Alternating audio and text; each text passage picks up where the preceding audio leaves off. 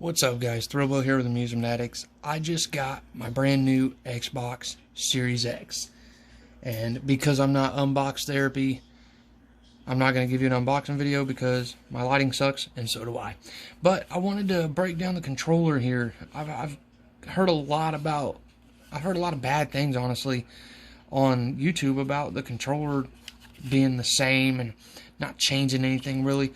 I just wanted to do a little video here because I actually really like this controller.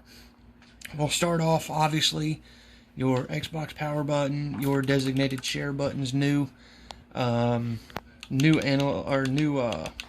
here. The analogs are pretty much the same. Buttons are the same. We'll do a little sound test.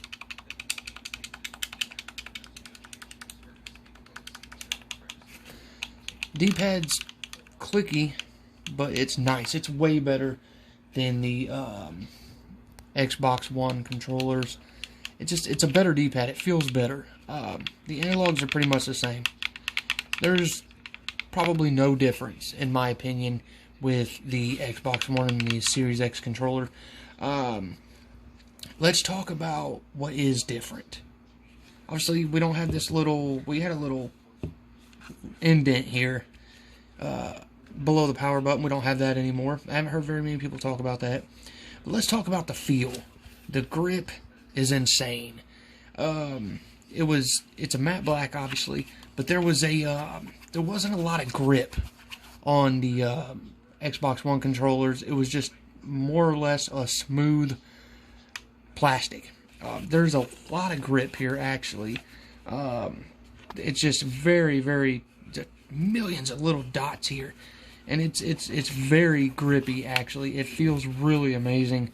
My favorite is we got these grip pads on the triggers. Now, if you ever play Call of Duty, like I have, and you're strolling along, and all of a sudden you see somebody, you go to zoom and shoot, you would slip off that trigger a lot with those smooth analogs of the Xbox 360 and Xbox One controllers.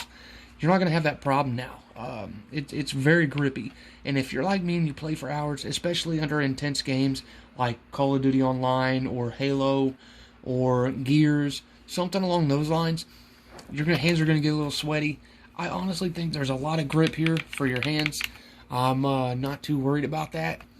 A lot of grip back here, but one thing I'm not happy with is, look what's back. AA batteries are back. Now, some people may like that. I don't. I prefer an internal battery that I can charge. But, you know, I'm going to end up getting a little battery pack, like with my Xbox One controllers, where I can charge on a cradle or something. But AA batteries are back, and it did come with AA batteries.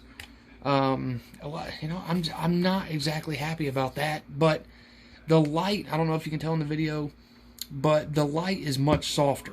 If you were playing Xbox One in a dark room, that light was kind of overpowering a little bit. It was a bright light. This is much softer white. It honestly has a little tiny blue tint to it once you sync the controller to the system. My system's still in the box, so I'm not going to sync it right now. I have to go to work, so there's no reason for me to get it all set up until I get home. But there is something else I wanted to talk about, and that is right here. Type-C. We have USB Type-C. Thank God. Guys, it's 2020. There is no reason to have micro USB or anything along those lines. It's 2020. Type-C is going to be the standard. You have your sync button here, and little sound test. You really can't hear the sync button. On the bottom of the controller here, we have where you can plug a keyboard or something in here. Your headphone jack is back. So if you don't have wireless Turtle Beaches or something like that, if you have a wired headset like I do, it's back. You can plug your headphones or your wired Turtle Beach headset up to it perfectly fine. I'm actually really glad that they didn't get rid of that. I really am. But all in all, this is the Xbox Series X controller. And a lot of people talk about that share button. I'll probably use it. I won't use it as much as a lot of other people will, but I'll probably use it to share double, triple kills with my friends, or an insane dunk, or something like that on 2K. But yeah, it's we're gonna do another little sound test here. You know,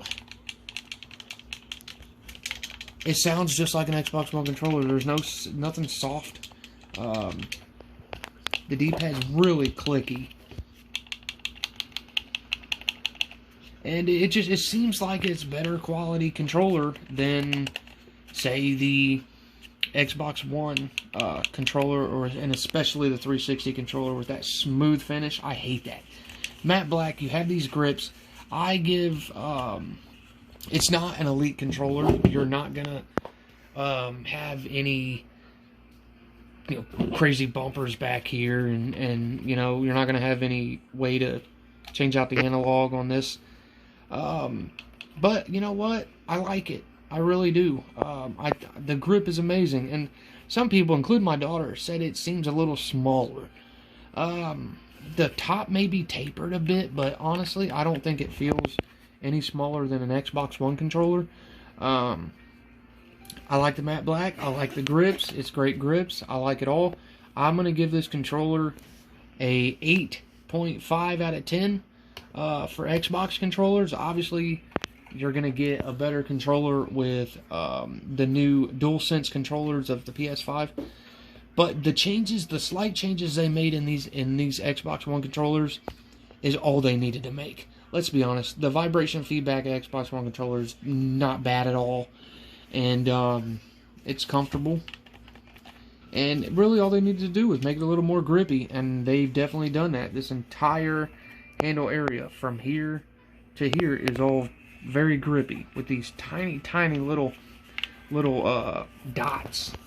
And also here in the bumpers. Will that wear down over time? Probably. But I don't think it's going to wear down to the point where we're holding smooth controllers. I like it. 8.5 for that controller. And I will do a review of the Series X coming up. Again, I got to go to work, so there's no reason for me to set that thing up. And I'm not unbox therapy, so I'm not going to do an unboxing. I don't have the correct lighting for it, and I'm just not that talented. Anyways, I will see you in the queue line, the Real Bill.